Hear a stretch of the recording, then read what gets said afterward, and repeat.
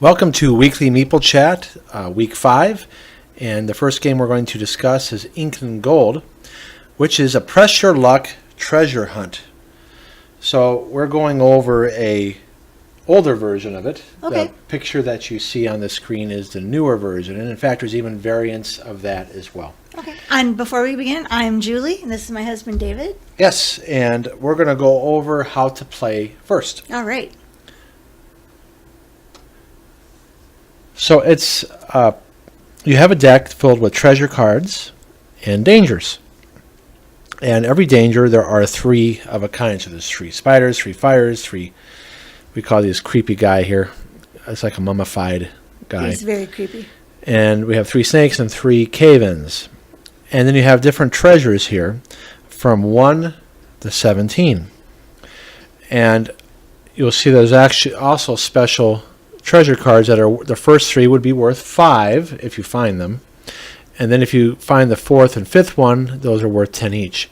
So you put these on the temple. It's over 5 rounds.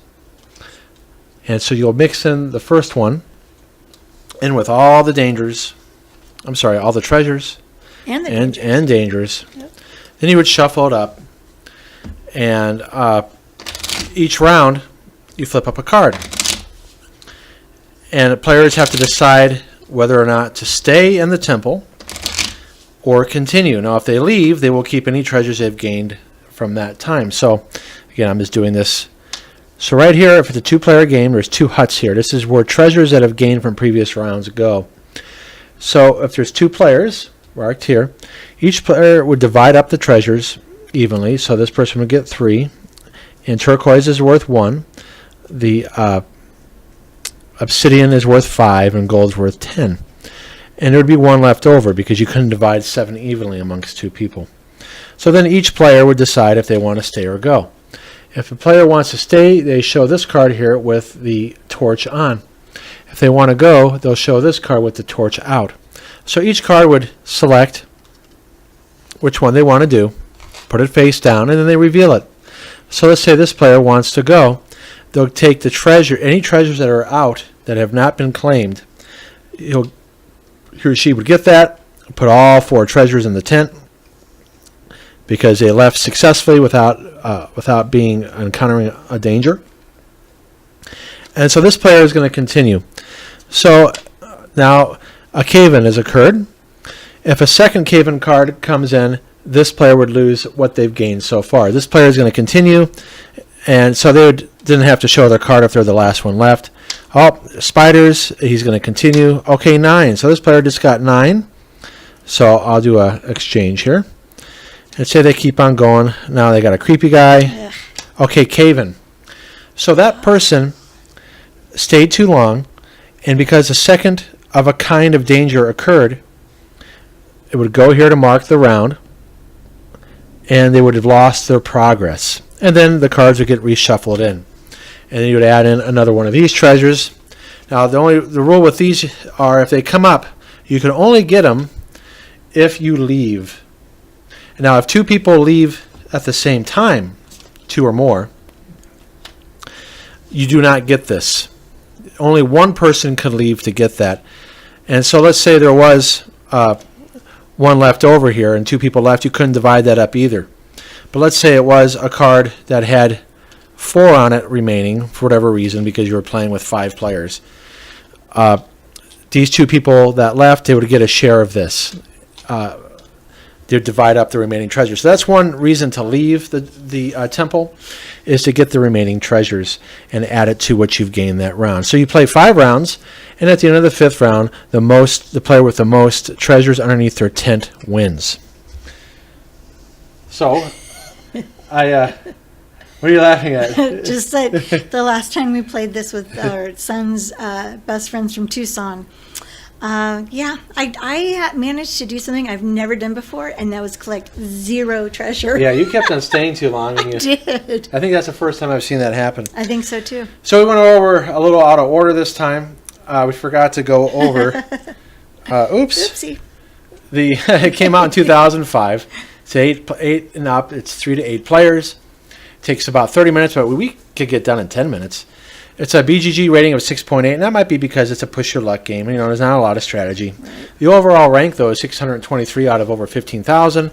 The family rank is 142 out of over 1,600. So let's take a look at the playback. Okay. So this is the reason why we picked these games this week is because we played with casual gamers.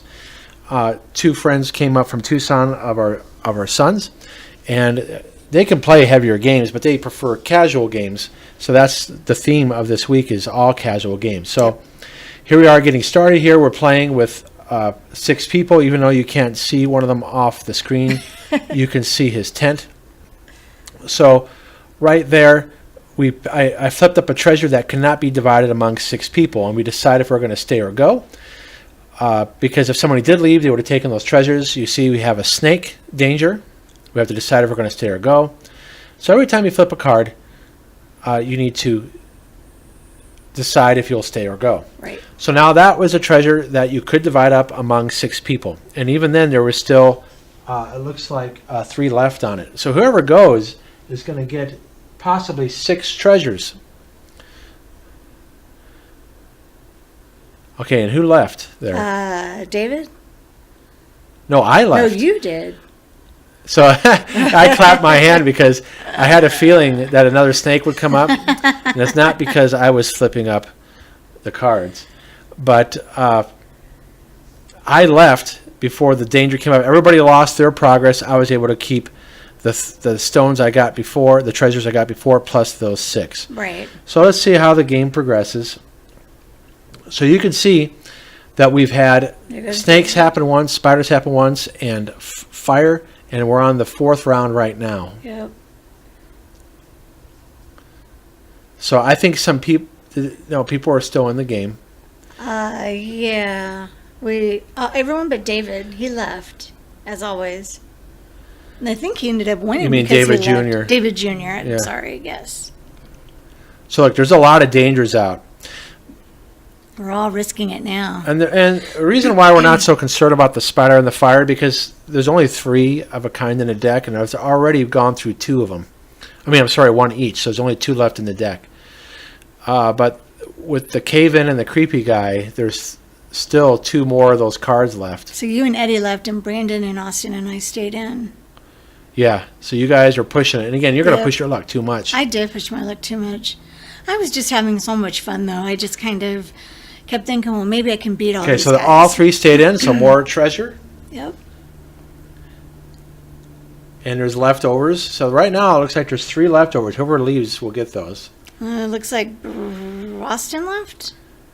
Yeah, No, Austin Brandon. and Brandon left, and Yep, they because both there was left. 2 of them, you couldn't divide it up evenly. Julie stayed 1 round too many. Yep. She lost her progress because the second creepy card came up. Yep. So David yeah. ended up winning that one, or David Jr. Yeah, he did. But like I said, I had a really fun time. So Yeah, it's I a was fun okay game, with and it goes quickly. It does. So let's take a look about why we like it. You go ahead and Okay. go first. Well, as Oops, I'm David's still playing mentioned that. a few times, it is a super fun push your luck game. Very quick. Well, it's not super quick to set up, but it is easy. Definitely, the more players you have, the better. We at least play with 3, but playing with 6 people was super fun.